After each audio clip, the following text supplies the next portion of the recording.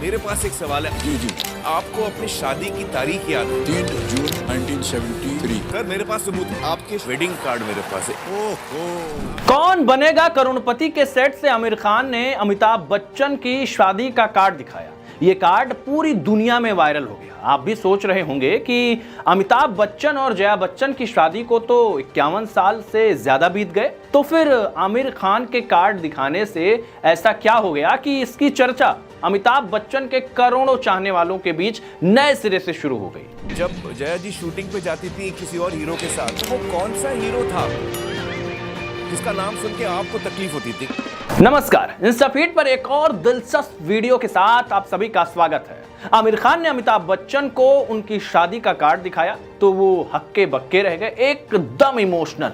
उन्हें अपनी शादी की तारीख तो याद है, लेकिन उनकी शादी का दुर्लभ कार्ड आमिर खान के पास ये कैसे हो गया। तब आमिर ने कहा कि वो अमिताभ बच्चन के पक्के फैन हैं और ये कार्ड इस बात का सबूत है, क्योंकि ये कार्ड बेहद ही दुर्लभ है। इस वीडियो में हम आपको अमिताभ बच्चन की आनन फानन में की गई शादी और कार्ड की पूरी कहानी बताएंगे। सबसे पहले ये जान लीजिए कि अमिताभ बच्चन की शादी का कार्ड आखिर दुर्लभ क्यों है। वैसे तो शादी के हर कार्ड पर कोई ना कोई मैसेज होता है जो इसे खास बनाता है, लेकिन अमिताभ की शादी के कार्ड पर उनके पिता हरिवंश राय बच्चन ने एक खास मैसेज लिखवाया था। वो मैसेज था रामचरितमानस की इस चौपाई का, जब ते राम ब्याह घर आए नित नौ मंगल मोद बढ़ाए। कार्ड पर छपी रामायण की चौपाई का मतलब है कि जब से भगवान राम का विवाह देवी सीता से हुआ है, तब से अयोध्या में खुशियां ही खुशियां हैं। इस कार्ड से जुड़ी एक दिलचस्प बात और भी है। दरअसल ये कार्ड शादी का नहीं बल्कि शादी के रिसेप्शन का है। इसके पीछे की कहानी भी बेहद दिलचस्प है। आखिर अमिताभ बच्चन की शादी का कार्ड क्यों नहीं छपा और इसकी सूचना रिसेप्शन के कार्ड में क्यों देनी पड़ी? क्योंकि इस कार्ड में हरिवंश राय बच्चन ने जो संदेश भिजवाया उसके मुताबिक हमारे बेटे अमिताभ और जया भादुड़ी, श्रीमती और श्री तरुण कुमार भादुड़ी की बेटी की शादी रविवार 3 जून 1973 को बॉम्बे में हुई थी। आपका आशीर्वाद अपेक्षित है। यानी संदेश से साफ है कि अमिताभ जया की शादी हो चुकी थी। कार्ड के मुताबिक 3 जून 1973 को ही। आपको अपनी शादी की तारीख याद है? 3 जून 1973। तो 3 जून 1973 को ऐसा क्या हुआ कि अमिताभ बच्चन और जया भादुड़ी की शादी इतने आनन फानन में करनी पड़ी कि शादी का ना तो कार्ड सही तरीके से छप पाया और ना ही मेहमानों की पूरी लिस्ट बनाई जा सकी। सिर्फ शादी ही कर दी गई, वो भी बिल्कुल शॉर्ट नोटिस पर। रिवाज के मुताबिक शादी की तैयारियां वधु पक्ष यानी जया भादुड़ी के घर वालों पर थी और उन्होंने तैयारी शुरू की, लेकिन पड़ोसियों तक को इसकी भनक नहीं लगी थी। आंगन में छोटा सा तंबू लगा, कुर्सियां लगाई गईं। कोई पूछता तो भादुड़ी परिवार की तरफ से जवाब मिलता कि घर में किसी का जन्मदिन है।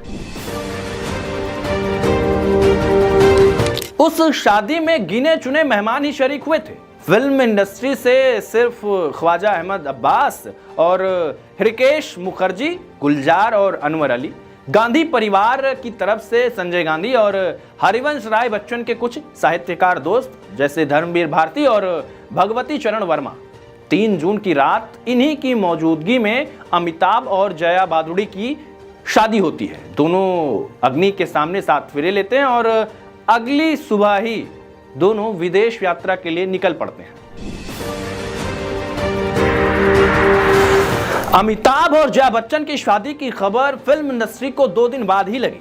तब बच्चन परिवार ने अपने दोस्तों रिश्तेदारों से चिट्ठी लिखकर माफी मांगी थी कि शादी इतनी जल्दबाजी में हुई कि किसी को बुलाने का मौका ही नहीं मिला।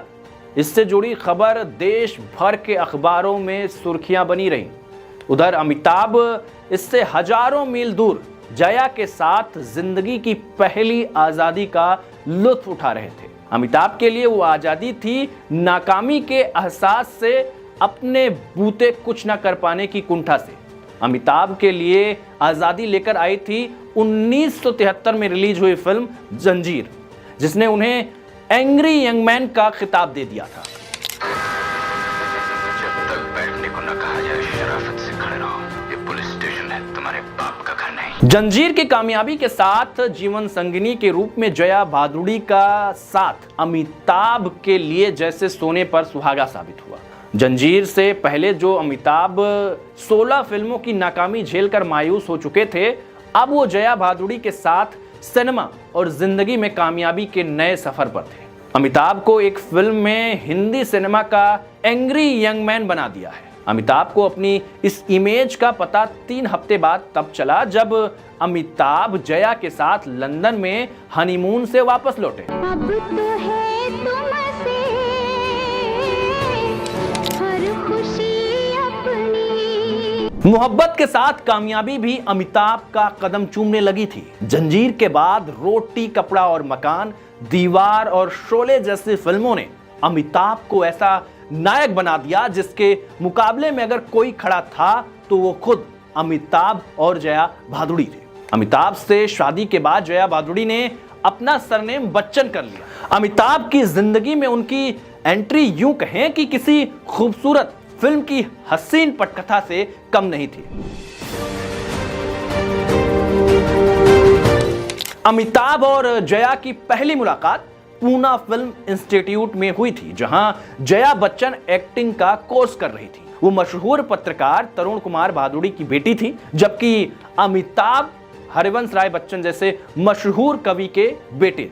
तब अमिताभ ने अपनी फिल्म साइन की थी 7 हिंदुस्तानी।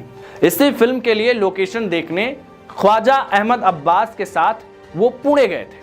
इंस्टीट्यूट में सबको पता था कि फिल्म के हीरो मशहूर कवि हरिवंश राय बच्चन के बेटे हैं।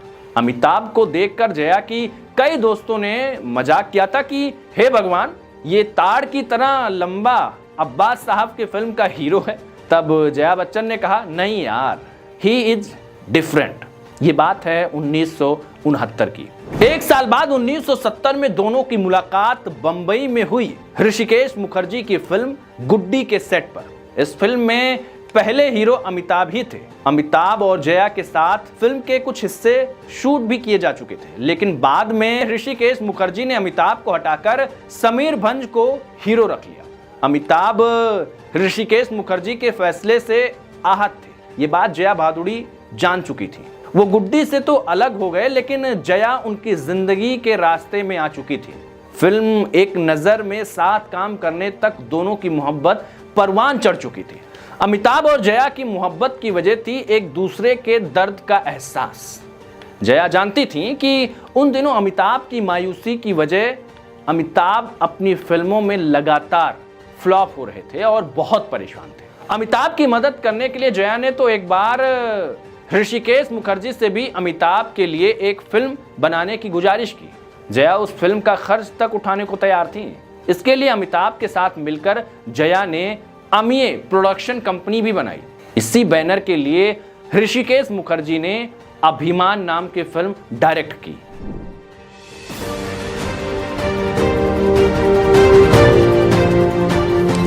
उन्नीस में जंजीर के साथ अभिमान भी हिट हुई। अमिताभ को अपनी मेहनत के साथ में मोहब्बत का भी सिला मिल गया। इसी खुशी में अमिताभ ने जया भादुड़ी के साथ विदेश में छुट्टियां मनाने का फैसला किया, लेकिन पिता हरिवंश राय ने शर्त रख दी कि जया के साथ विदेश जाना चाहते हो तो पहले उसके साथ शादी कर लो। अमिताभ ने 3 जून 1973 को जया भादुड़ी से शादी रचाई। 2 दिन के शॉर्ट नोटिस पर यह शादी इतनी गोपनीय ढंग से हुई कि इसकी खबर पड़ोसियों तक को नहीं थी और उनको कई दिनों बाद पता चला। शादी के अगले ही दिन जया और अमिताभ 3 सप्ताह के लिए लंदन रवाना हो गए। जब शादी इतनी आनन फानन में हुई तो सोचिए शादी का कार्ड कैसे छपता। जो कार्ड केबीसी में आमिर खान ने दिखाया वो उनके रिसेप्शन का था। आमिर के पिता ताहिर हुसैन और उनके चाचा नासिर हुसैन बड़े निर्माता और निर्देशक थे, तो जाहिर है कि शादी के रिसेप्शन का कार्ड उन तक भी पहुंचा होगा। तो कहीं वही कार्ड तो नहीं? इसका खुलासा तो 11 अक्टूबर को ही होगा जब केबीसी के सेट पर अमिताभ का 83वां जन्मदिन मनाया जा रहा होगा। खैर 3 जून 1973 की शादी के बाद से अब तक अमिताभ और जया बच्चन की जिंदगी मोहब्बत और निभाह की एक मिसाल की तरह देखी जाती है। शादी के शुरुआती साल में जंजीर, रोटी कपड़ा और मकान, मजबूर और दीवार के साथ में शोले जैसी फिल्मों से सिनेमा की दुनिया में कामयाबी मिली, तो असल जिंदगी में दो खूबसूरत बच्चों के जन्म के बाद दोनों का परिवार पूरा हुआ। मार्च 1973 में बेटी श्वेता और जनवरी 1976 में अभिषेक के जन्म को अमिताभ अपनी जिंदगी का सबसे बड़ा वरदान मानते हैं।